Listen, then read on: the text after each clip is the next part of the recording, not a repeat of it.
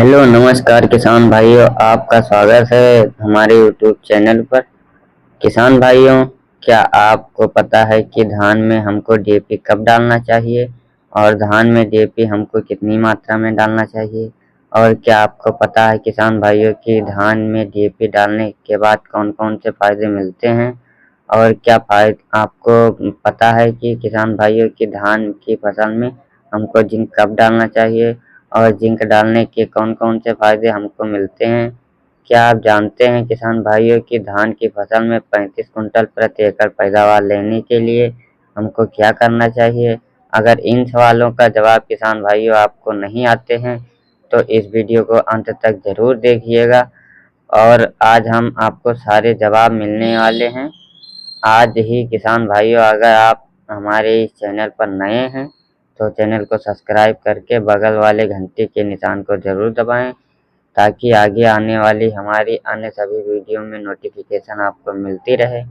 Number 1 पर है किसान भाइयों, धान में जो हमको डीएपी कब डालना चाहिए। डीएपी किसान भाइयों हमको वर्षों से प्रयोग में ला रहे हैं। नंबर 1 पर है किसान भाइयों कि धान में हमको डीएपी कब डालना चाहिए। डीएपी किसान भाइयों हम वर्षों से प्रयोग में ला रहे हैं। लेकिन क्या आपको पता है किसान भाइयों कि धान की फसल में हमको डीएपी कब डालना चाहिए? किसान भाइयों, कृषि विशेषज्ञ अनुसार धान की फसल में डीएपी हमको रोपाई के 5 दिन के अंदर ही डालना चाहिए। हाँ किसान भाइयों, तभी हमारी धान की फसल का अच्छा रिजल्ट मिलेगा, क्योंकि जो फास्फोरस होता है किसान भाइयों, वह हमारे धान की जड़ों के पास नहीं जाता। उसको किसान भाइयों हमारे जड़ों के पास डालना पड़ता है, तभी न्यूट्रिशन किसान भाइयों हमारा पौधा ले पाता है। तो धान की फसल में किसान भाइयों आपको डीएपी रोपाई के 5 से 6 दिन के अंदर ही डाल देना चाहिए। नेक्स्ट है धान की डीएपी में हमको कितनी मात्रा में डालनी चाहिए। यह बहुत ही अच्छा क्वेश्चन है किसान भाइयों। बहुत और सारे किसान भाई अपने हिसाब से डीएपी डाल देते हैं। हमको धान की फसल में सही मात्रा में डीएपी कब डालनी चाहिए, यह उनको जानकारी नहीं है। धान की फसल में रोपाई के बाद लगभग 40 से लेकर 45 केजी प्रति एकड़ के हिसाब से डीएपी डालनी चाहिए। तब किसान भाइयों हमारी धान की फसल शुरुआती अवस्था में से ही बहुत ही बढ़िया और बहुत ही शानदार ग्रोथ लेकर चलेगी। नेक्स्ट है किसान भाइयों कि धान में हमको डीएपी डालते समय कौन कौन से फायदे मिलते हैं।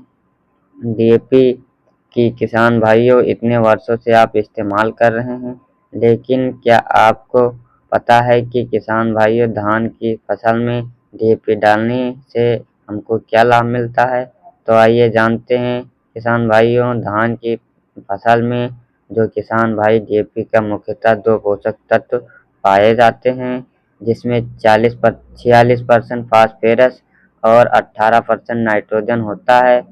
तो जो फास्फोरस होती है किसान भाइयों, उसका जो सबसे प्रमुख कार्य होता है धान की फसल में, वह यह है कि जैसे ही किसान भाई फास्फोरस हम अपने धान की फसल में डालते हैं, वह जड़ों में तेजी से विकसित करके करने में लग जाता है। साथ ही किसान भाइयों हमारी डीएपी जो है किसान उसको डालने के बाद हमारी धान की जड़ें हैं वह तेजी से बढ़ती हैं, मजबूत होती हैं, तना हमारा मजबूत होता है किसान भाइयों। और नाइट्रोजन जो होती है किसान भाइयों, उसको डालने के बाद हमारी जो धान की फसल है उसकी ग्रोथ तेजी से बढ़ने लगती है और उसमें किसान भाइयों भरापन शुरुआती अवस्था में ही बना रहता है। नेक्स्ट है किसान भाइयों कि धान में हमको जिंक सल्फेट कब डालना चाहिए। किसान भाइयों, जिंक सल्फेट हमारी धान की फसल के लिए बहुत ही ज़्यादा इम्पोर्टेंट है, लेकिन इसको सही समय पर डालना बहुत ज़रूरी है। अगर किसान भाइयों इस समय आप अपने धान की रोपाई कर चुके हैं तो 5 से 6 दिन के अंदर आपको डीएपी डाल देना चाहिए। अगर आप शुरुआती अवस्था में नहीं डाल पाते हैं किसान भाइयों, तो इसको रोपाई के लगभग 25 से लेकर 35 दिन के अंदर अवश्य डाल देना चाहिए। तभी किसान भाइयों जिंक सल्फेट का आपको सबसे बेहतरीन रिजल्ट मिलेगा। क्योंकि जो जिंक सल्फेट होता है शुरुआती अवस्था में किसान भाइयों इसका काम हमको पड़ता है। नेक्स्ट है किसान भाइयों कि जिंक सल्फेट डालने से हमको कौन कौन से फायदे मिलते हैं। यह भी किसान भाइयों बहुत ही इंटरेस्टिंग सवाल है।